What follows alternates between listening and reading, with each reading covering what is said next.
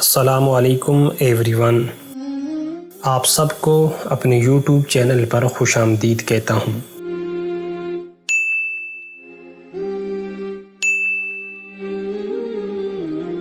حدیث پاک میں رسول اللہ صلی اللہ علیہ وآلہ وسلم کے کئی ارشادات میں اجوا کے فضائل بیان کیے گئے ہیں۔ اجوا میں جادو سے نجات، زہر سے نجات، آنکھوں کے امراض، جنون، پاگل پن یا نفسیاتی امراض سے نجات اور دل کے امراض سے شفا ہی شفا ہے۔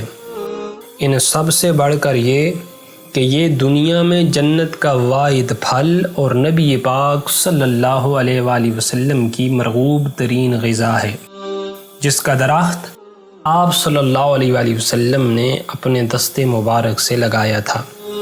مسلم شریف کی حدیث طیبہ ہے کہ اجوا مدینہ منورہ کی سب سے عظیم کھجور کا نام ہے، جس میں ہر بیماری سے شفا ہے۔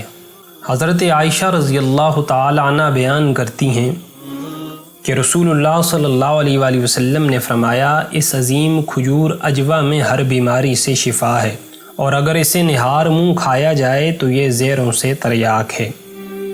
حضرت عائشہ رضی اللہ تعالی عنہ روایت کرتی ہیں کہ نبی کریم صلی اللہ علیہ وآلہ وسلم نے فرمایا، اگر 7 دن تک اجوا کھجور کے 7 دانے روزانہ کھائے جائیں تو اس سے کوڑ کے مرض میں بہت زیادہ فائدہ ہوتا ہے۔ حضرت ابو ہریرہ رضی اللہ تعالیٰ عنہ روایت کرتے ہیں کہ رسول اللہ صلی اللہ علیہ وآلہ وسلم نے فرمایا، اجوا کھجور جنت سے ہے اور اس میں زہروں سے شفا ہے۔ حضرت عبداللہ ابن عباس رضی اللہ تعالی عنہ سے روایت ہے کہ رسول اللہ صلی اللہ علیہ وآلہ وسلم کی سب سے پسندیدہ کھجور اجوا تھی۔